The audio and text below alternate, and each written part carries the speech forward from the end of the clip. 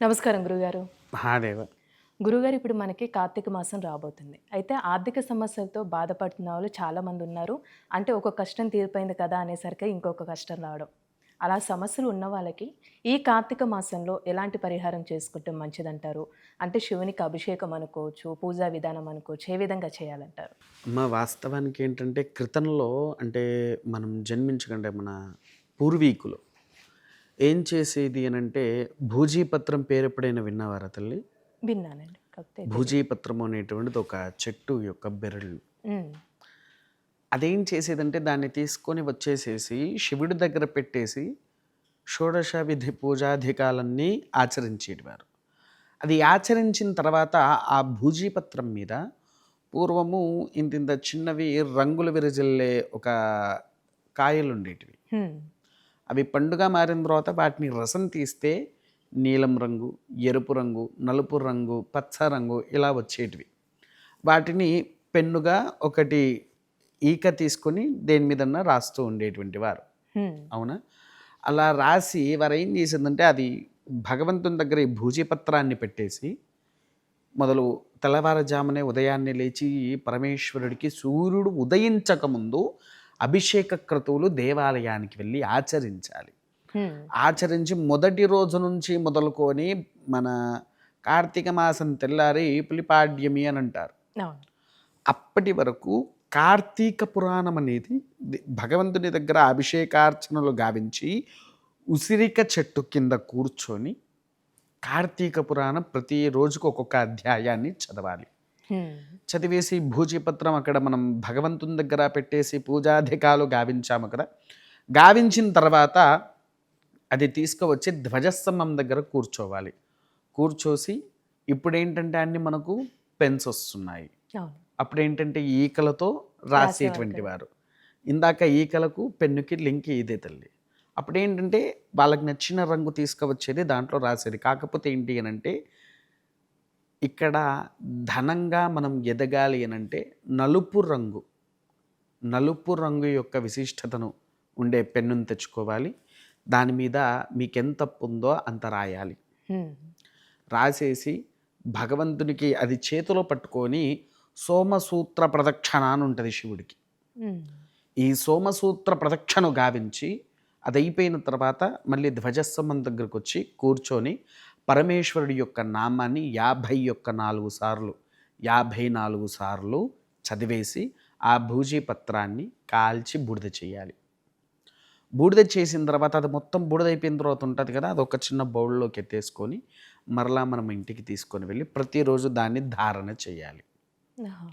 అలా ధారణ చేస్తే వాళ్ళకు ఉండేటువంటి ఈ అప్పు చేసిన బాధలు ఏదున్నా గూడా అవి క్రమక్రమంగా తగ్గుతూ, తగ్గుతూ, తగ్గుతూ వస్తుంటది. అంటే ఒకేసారి తగ్గాలి అనంటే మనకి ఏది తగ్గదు తల్లి. కొంచెం టైం ఒకేసారి మనం పట్టిద్ది. కోటీశ్వరులం గావాలన్నా అవ్వలేము. ఒకేసారి బిచ్చగాడవ్వాలన్నా అవ్వలేము. హ్మ్. దానికైనా ఒకంటూ సమయం అనేది పడుతూ ఉంటుంది. మనకు మామూలుగా ఒక రోగం వచ్చినా గూడా తగ్గడానికి ఇంత కోర్స్ అనేది ఒక టాబ్లెట్ అనేది రాస్తూ ఉంటారు. అది వాడాలి అనంటే ఈ భూజపత్రాన్ని కార్తీక మాసం ప్రతిరోజుగా ఆ భూజపత్రానికి పూజాధికాలు గావించి భగవంతుని దగ్గరికి 30 రోజుల పాటు దాన్ని కాల్చి బూడిద చేసిన భస్మాన్ని ధరిస్తూ ఉండాలి. హ్మ్. అలా ధరిస్తూ ఉంటే వీరి యొక్క ఉండేటువంటి ఫైనాన్స్ స్టేటస్ ఏదైనా కూడా మార్పు అనేది మనకు జరుగుతూ ఉంటుంది తల్లి. అయితే శివునికి అభిషేకం అంటూ మనం చేస్తూ ఉంటాం. అంటే ఒక్కొక్క ద్రవ్యానికి సంబంధించి ఒక్కొక్క ప్రత్యేకత అంటూ అయితే ఏ విధంగా చేయాలంటారు? అయితే అమ్మ దీంట్లో ఏంటంటే 31 రోజులకు రోజుకొక విశిష్టత అభిషేకం ఉంటుంది. హ్మ్. మొదటి రోజున స్వామివారికి ఏంటి అనంటే పంచామృతాలతో చేయాలి. మొదటి రోజు. మొదటి రోజు. రెండో రోజు కేవలం పాలతో చేయాలి. హ్మ్. మూడో రోజు పెరుగుతో చేయాలి. నాలుగో రోజు నెయ్యి. ఐదో రోజు తేనె. ఈ శర్కర అనేది ఇప్పుడు రాదు మళ్ళీ. హ్మ్. మొదట చేసింది పంచామృతాలలో పంచదార ఉంటుంది. ఇవి వరుసగా 4 అయిపోయిన తర్వాత పంచదార ఎప్పుడు వస్తది అనంటే మళ్ళీ కార్తీక మాసం అయిపోయిన పౌర్ణమి తెల్లారి కార్తీక పౌర్ణమి తెల్లారి తర్వాత. వస్తది గదా! ఆ రోజు స్వామివారికి పంచదార అది గూడా ఎలా అంటే ఏ మానవుడైనా సరే ఈ పంచదార అభిషేకం ఆచరించాలి. హ్మ్. అది ఎలా అంటే అమ్మ, కిలోనో 3 కిలోలో 5 కిలోలో మీకు తోచినంత దేవాలయానికి తీసుకెళ్ళాలి. దేవాలయానికి తీసుకెళ్ళి స్వామివారి దగ్గర ఈ పంచామృతాలతో దోషల్లగా తీసుకొని ఈ వీటిల్లో నుంచి ఇలా పొయ్యకూడదు ఎప్పుడు కూడా స్వామివారికి. ఈ విధంగా స్వామివారికి ఆ 5 కిలోల పంచదార ఆయన మీద పడాలి. అలా పడుతూ ఉండేటువంటి రవ్వలు ఏవైతే ఉంటాయో, పంచదార పడితే ఎట్లయినా రవ్వలుగానే పడుతుందని అందరూ అంటూ ఉంటారు. కానీ ఈయనకి ఇట్లా వేసేద పంచదారలో ఏంటి అంటే దీపోధక శక్తి అనేది ఒకటి ఉంటుంది. అది స్వామివారు స్వీకరించి మనకుండేటువంటి ఫైనాన్స్ స్టేటస్ని తొలగింపచేస్తాడు. ఇది మొదటి ప్రక్రియ.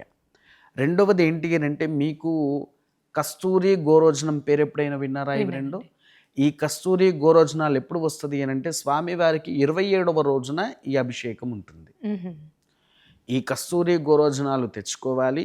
రాత్రి పూట ఇంట్లో ఒక 5 లీటర్స్ది బిందె లాంటివి ఉంటాయి కదా, మన కాలు కడిగే బిందెలు అని అంటారు, అలాంటిది ఒక చిన్నది బిందె తీసుకోవాలి. రాత్రి స్నానం చేసి, బోరు నీళ్ళు అయితే అసలు పట్టొద్దు తల్లి. వాస్తవానికైతే బోరు నీళ్ళు పట్టకూడదు. అయితే పూర్వం ఏంటి అని అంటే, చెరువు ఉండేటువంటి వారు కాబట్టి అక్కడి వరకు నడుచుకుంటా వెళ్ళి చెంబుల్లో నింపుకొని తీసుకొని వచ్చేటువంటి వారు. అవునా? తర్వాత రెండోది ఏంటి అని అంటే, బోరింగ్ ఉండేది కదా, పూర్వంలో బోరింగ్లు ఉండేవి, అవన్నీ కొట్టేసి దాంట్లో నుంచి తీసుకొని వచ్చేటువంటి వారు. ఈ 2 చోట్లలో నుంచే నీళ్లు తీసుకురావాలి. ఇంట్లో ఉండే బోర్ అయితే అసలు పనిచేయదు.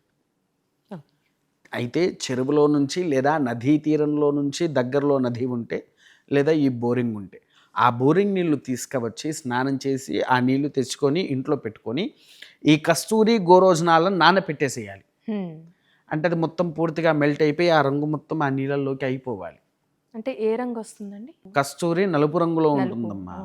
గోరోజనం వచ్చేసేసి గోధుమ రంగులో ఉంటుంది. గోధుమ అని కూడా కాదు, అటు మనం హనుమంతునికి వాడే చందనం ఉండదు కదా, అది వైట్ను చందనం బాగా మిక్స్ అయితే వచ్చే రంగు, వైట్ ఆరెంజ్ కలర్లో ఉంటుంది.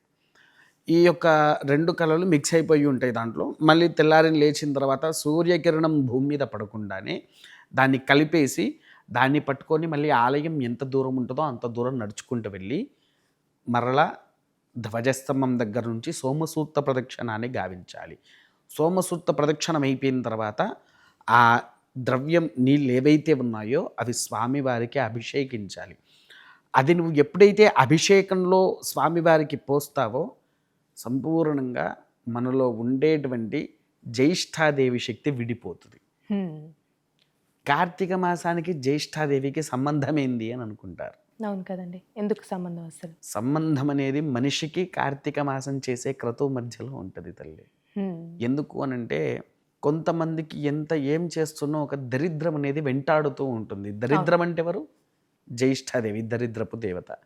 ఆ దరిద్రపు దేవతను తొలగించుకోవాలి అని అంటే 27వ రోజున ఈ కస్తూరి గోరోజనాలతో స్వామివారికి అభిషేకం చేస్తే మరలా వచ్చే కార్తీక మాసం వరకు మన జోలికి జ్యేష్ఠాదేవి రాదు.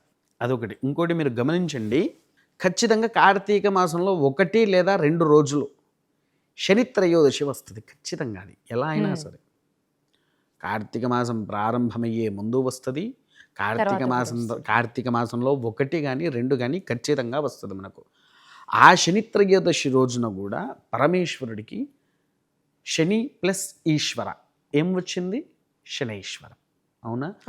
శని కంటే ముందు మనం మొదలుగా తైలాభిషేకం చేయాల్సింది ఎవరికయ్యా అంటే ఆ పరమేశ్వరుడికి. తైలాభిషేకం పూర్తి అయిపోయిన తర్వాత స్వామివారికి నువ్వులతో కూడా అభిషేకించి వచ్చి మనం శనేశ్వరుడికి చేయాలి. విన్నారతల. అందుకే 27వ రోజు ఖచ్చితంగా శని త్రయోదశి వస్తుంది అనేటువంటిది పూర్వంలో అదొక శాస్త్రంగా ఉండేది. అందుకోసమే 27వ రోజున ఉదయం పూట కస్తూరి గోరోజనాలతో మనం పరమేశ్వరుడికి అభిషేకం గావించి అనంతరము నువ్వుల నూనె, తెల్ల నువ్వుల, నల్ల నువ్వులతో అభిషేకం చేసి దాని తర్వాత శనేశ్వరుడికి ఆరాధన చేయాలి అనేటువంటిది పూర్వంలో ఉండేది. ఇప్పుడు ఏంటంటే మనకు ఒక్కొక్కసారి తిథి ద్వయంగా వస్తుందంటే ఇవాళ రేపు ఒకటే తిథులు ఉండేసరికి పండుగలు కూడా 2 రోజులు వస్తూ ఉన్నాయి. అవునా? కాకపోతే ఈసారి మనకు శని త్రయోదశి ఏ రోజైతే వస్తుందో రెండవది, మొదటిది శని త్రయోదశి కాదు, 2వ శని త్రయోదశి ఎప్పుడైతే వస్తుందో ఆ శని త్రయోదశి అంటే ఈ మాసంలో ఒక్కొక్కసారి పౌర్ణమికి ముందు శని త్రయోదశి రావచ్చు, రాకపోవచ్చు, అది చెప్పలేము. కానీ అమావాస్య ముందు వచ్చే శని త్రయోదశి అత్యంత అద్భుతమైన శక్తివంతమైనటువంటిది కార్తీక మాసంలో. కాబట్టి ఈ విధంగా ఆచరిస్తే వాళ్ళకు ఉండేటువంటి ఫైనాన్స్ స్టేటస్ ఏదైనా సంపూర్ణంగా నివారణ అవుతుంది తల్లి. చాలా చక్కగా తెలియజేశారు గురుగారు. ధన్యవాదాలు. మహాదేవ.